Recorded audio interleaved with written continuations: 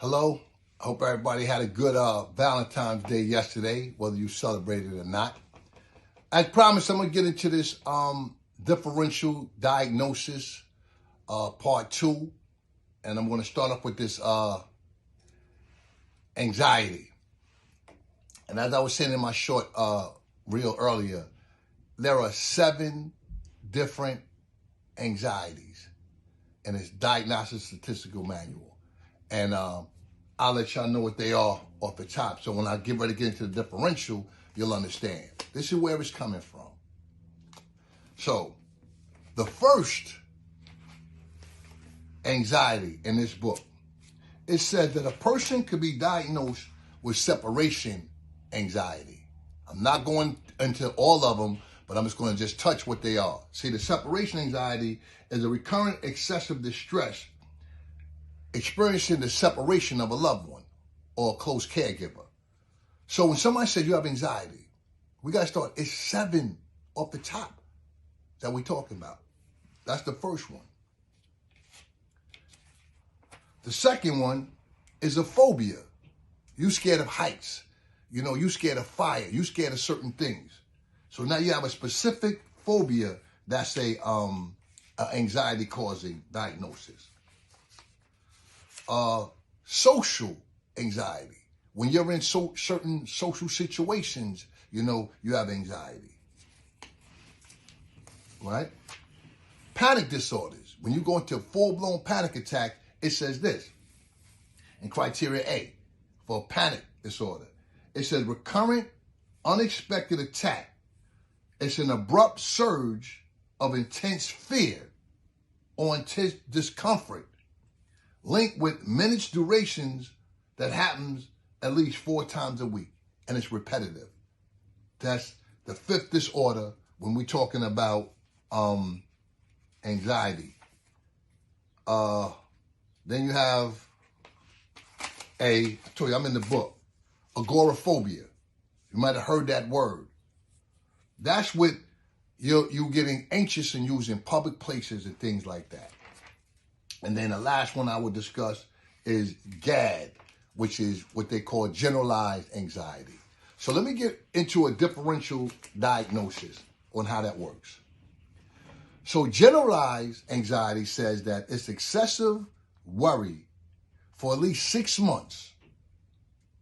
And you have to meet the criteria where you're trying to avoid certain places and things because of excessive worry about almost anything. The differential is some of the things we just mentioned. It could be social anxiety, even substance abuse or medication abuse anxiety, which means you've took something and you bugging, or you done took some drugs and you paranoid. You know, it also could be post-traumatic stress that's mixing with that anxiety. It could be OCD, obsessive compulsive disorder. And it also could be bipolar or just a psychotic disorder. So the differentials are different than basically making a miscalculated diagnosis of something. So as it says, we ask this in each state.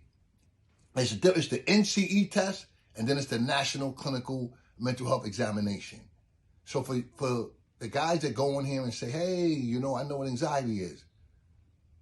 Pull out the 7, go to criteria A, and let's figure out which one they are. Because we have to, if we're going to go out and tell our loved ones, I think you have anxiety, and we're doing these big podcasts on all these disorders, you got to know them.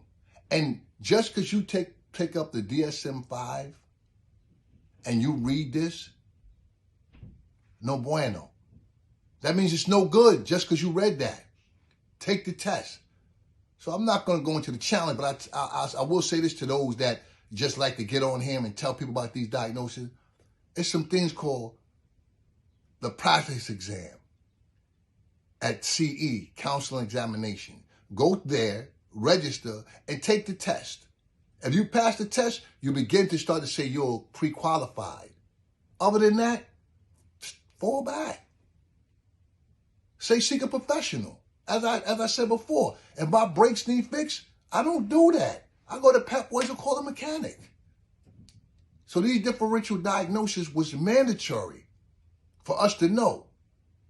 Also, for my cohorts and my colleagues in the field that got a license in the state, you know what it took to pass. So I just think it's very disfortunate that we see this every day, the misdiagnosis. It's a shooting. Someone say, oh, that's extreme violence. We turn on the TV. Everybody, we all need a mental health professional. Everybody turn into a licensed mental health practitioner. Know the differential diagnosis. Know what you're telling somebody. You study.